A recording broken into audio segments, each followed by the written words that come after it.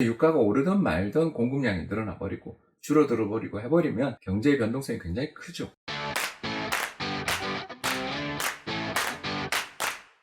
안녕하세요. 27년차 이코노미스트 홍춘욱입니다. 최근 국제 원자재 시장이 대단히 변동성이 큽니다. 하루에 몇 %씩 올랐다 내렸다 난리를 치죠. 이렇게 국제 원자재 시장, 특히 원유 가격의 변동성에 저희들이 많은 관심을 가지고 있는 이유는 이게 결국 물가를 영향에 미치고 물가 변동이 또 시장 금리에 큰 영향을 미치기 때문입니다. 이처럼 국제 유가가 하루에도 몇 %씩 오르고 내리는 일들을 저희들은 채찍 효과를 통해서 종종 설명합니다. 채찍 효과란 소비자로부터 점점 멀어지면 멀어질수록 변동성이 커지는 현상을 뜻하는데, 소비자에서 유통에서 생산에서 부품, 부품에서 원자재로 이어지는 흐름들을 저희들은 공급 사슬망, 서플라이 체인이라고 부릅니다. 즉, 소비자에서 저 멀리 있는 원자재 공급업자로 가면 갈수록 소비자 시장에서 생겼던 사소한 기후 변화도 공급 사슬망의 끝으로 가면 갈수록 점점 더 변동성을 키워나가는 일이 흔하게 나타나는데, 이걸 바로 공급 사슬망의 채찍 효과라고 합니다. 채찍의 손잡이를 조금만 흔들어도 채찍이 끝으로 갈수록 요동치듯 소비자의 기호가 조금만 바뀌더라도 큰 주문의 변동을 가져온다는 이야기죠. 실제로 그림을 보시면 알겠지만 미국 쪽에서 발생했던 산업 생산의 변동이 국제 원자재 시장에 일파만파의 영향을 미치는 것을 그림을 통해 금방 확인할 수 있습니다. 참고로 파란 선이 국제 유가 변화율인데, 와, 무시무시한 변동률이죠. 고점 보면 100% 넘게 상승할 때도 종종 있고 빠질 때 80% 이상 빠지는 것도 우리가 관측할 수 있어서 정말 무서운 변동성이다라고 말씀을 드릴 수 있습니다. 자, 그렇다면 이와 같은 공급 사슬망의 채찍 효과가 발생하는 이유는 어디 있을까요? 당연히 수요와 공급 양쪽 다 이유가 있습니다.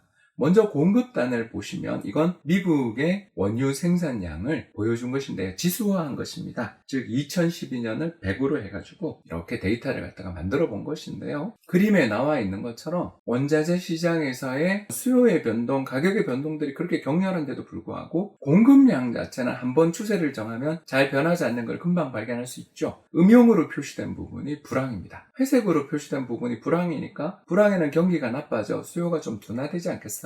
그런데도 불구하고 그림에 나와 있는 것처럼 불황이 왔다고 해서 생산량이 급격히 줄어드는 일 따위는 존재하지 않습니다. 한번 생산량이 줄기 시작하면 계속 줄고, 반대로 생산량이 2000년대 이후 셰일 오일 혁명 때문에 늘기 시작하면 계속 늘죠. 거의 유일한 예외라면 지금인데요. 지금은 당연히 락다운 때문에 정부가 모든 공장 쉬어라 그랬으니까 어쩔 수 없이 문을 닫은 겁니다. 저런 정부의 어떤 명령, 지시에 따른 생산의 봉쇄 같은 아주 극단적 경우를 제외하고 보면 원유 생산량은 한번 늘기 시작하면 꾸준히 늘고 줄기 시작하면 꾸준히 주는, 굉장히 조정하는 데 어려움이 있다는 걸 알 수 있어요. 따라서 유가가 오르든 말든 공급량이 늘어나 버리고 줄어들어 버리고 해버리면 경제의 변동성이 굉장히 크죠. 이런 일들이 벌어지는 이유는 다음 함께 설명을 드리겠지만, 결국 고정 비용이 너무 과다하다 보니까 끊임없이 생산량을 늘려 나가는 산업의 특성 때문이라고 볼 수 있습니다. 자, 그런데 오늘은 우리는 소비자의 측면에 초점을 맞춰보려 합니다. 지금 나와 있는 표는 소득 변화에 따른 각 제품의 탄력성을 보여주고 있습니다. 여기서 탄력성이란 갈대를 생각하시면 되겠습니다. 김수영의 시 풀에도 나와 있는 것처럼 바람이 불면 풀이 쫙 눕죠.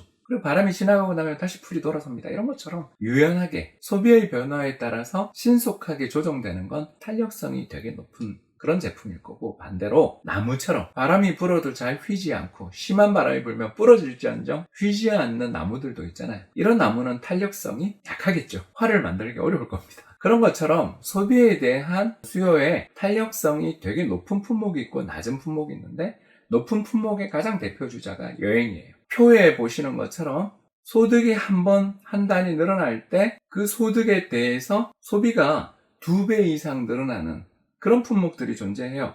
바로 외국에서 휴가 보내기. 우리도 그렇죠. 그래서 호황 때에는 인천공항이 마비될 정도로 사람들이 많이 나갑니다. 자, 반대로 경제가 되게 어려워지고 우리나라의 소득 수준이 둔화됨에도 불구하고 별로 소비를 갖다 잘 못 줄이는 것들이 나오죠. 어떤 거죠? 보니까 시리얼이랑 휘발유 같은 것들이죠. 바로 생필품이라 불리는 것들에 대해서는 우리가 소비를 신속하게 줄여나가지를 잘 못합니다. 0에 가깝다라고 볼 수 있겠죠. 물론 마이너스도 있어요. 이게 뭐죠?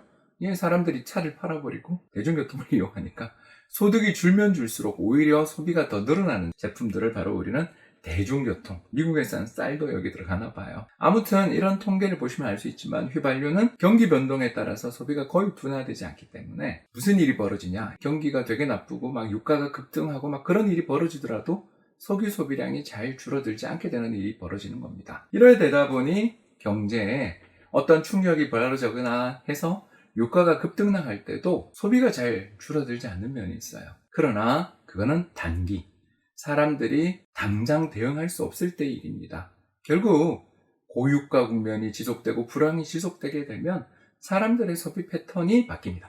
쉽게 바뀌진 않지만 앞으로 고유가가 지속되겠구나라는 판단이 들면 기름 많이 쓰는 차를 팔거나 에너지 효율이 좋지 않은 전자제품들을 교체하며 더 나아가서 사람들이 에너지 절약적인 행동들을 보이게 된다는 겁니다. 그걸 잘 보여주는 게 1980년이죠. 1970년대부터 시작해서 어마어마한 고유가의 시대가 닥쳤습니다. 1970년 이전만 해도 배럴당 1달러였는데 1980년에는 40달러로 유가가 40배 올랐어요. 40배 오르니까 처음에는 사람들의 석유 소비량이 별로 움직이지 않고 그냥 경기 따라 움직입니다. 경기 따라 차 좀 넣고 간다든가 이런 식으로 해서 조금씩 밖에 안 움직였었는데 1980년대, 70년대에 가면 미국 가계의 불변 가격입니다. 이건 왜냐하면 유가가 너무 많이 움직이기 때문에 명목 가격으로 소비를 보면 도저히 측정할 수 없죠. 그래서 명목 소비량 말고 실질 소비량의 변화를 살펴보면 어마어마한 변화가 70년대 후반, 결국 유가가 10년 넘게 오른 다음에 막바지가 돼서야 사람들의 석유 소비 패턴이 바뀝니다. 또 그 비슷한 일이 2000년대에 벌어졌죠. 2000년대도 보시면 석유 소비량이 또 80년대부터 90년대까지 거의 꼼짝도 안 하고 옆으로 가다가 2000년대 발생했던 유가의 급등세가 장기간 지속되자마자 그 다음 소비량이 급격히 줄어드는 걸 발견할 수 있어요. 이처럼 사람들은 당장 1, 2년에는 대응하지 못합니다만 이 추세의 변화가 10년, 20년 지속된다고 생각될 때에는 소비 구조를 바꿔 원자재 시장의 균형을 다시 만들어주는 방향으로 복귀하게 되는 거죠. 다음 페이지 그림은 한국입니다. 세로축은 한국 사람들의 1인당 원유 소비량, 가로축은 우리 한국 사람들의 1인당 국민소득의 변화를 보여주는데 흥미롭지 않습니까? 국민소득이 가파르게 성장하던 1970년대와 80년대에는 우리나라의 경제 성장 속에 1인당 국민소득이 늘어나면 늘어날수록 원유 소비량도 가파르게 늘었죠. 우상향한다 나와있죠? 그러나 1인당 국민소득 $10,000 넘어선 다음부터 어떻게 됐죠? 이제 1인당 원유 소비량은 일정합니다. 왜 이런 일이 벌어질까요? 역시 우리 국민들의 소비 패턴 변화 때문입니다. 사람들의 소득 수준이 가파르게 늘어날 때는 이전에 차를 안 타던 사람도 차를 타고 집에 에어컨 없던 사람도 에어컨 설치하며 가파른 에너지 소비의 증가가 나타납니다. 그러다가 대부분의 가정에 자동차가 들어가고 대부분의 가정에 에어컨이 들어간 다음부터는 어떤 일이 벌어질까요? 사람들의 소비 패턴이 바뀌기 시작하죠. 무조건 새로 산다가 아니라 더 효율적이고 친환경적인 제품을 구입하는 방향으로 움직이는 선진국형의 소비 패턴이 나타나는 것이고요. 이번 그림에 나타나는 것처럼 정부가 친환경 제품 또 탄소 발자국이 적은 제품에 대해서 다양한 인센티브를 주기 시작하면서부터 사람들의 소비 패턴의 변화가 촉진되는 일이 나타나는 것입니다.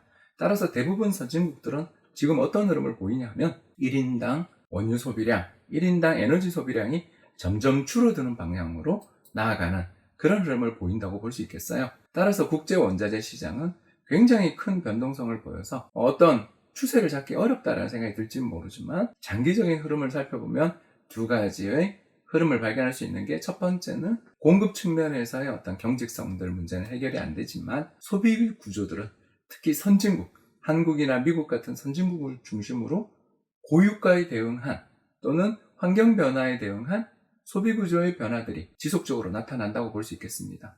따라서 원자재 시장의 변동성이 하루아침에 줄어드는 일은 저도 기대하기 어렵다 생각됩니다만 이런 식의 장기적인 흐름들이 어디까지 원자재 먹는 하마 중국까지 파급되는 경우에는 점점 더 원자재 시장에서의 공급 균형이 안정적인 방향, 더 싸지는 방향으로 가지 않을까 하는 희망을 가져보게 됩니다. 물론 이건 지금 당장 그런 일이 벌어진다라는 희망이기보다는 먼 미래를 생각한 기대가 좀 반영되어 있다는 것도 말씀드리고 싶네요. 지금까지 시청해 주셔서 대단히 감사합니다.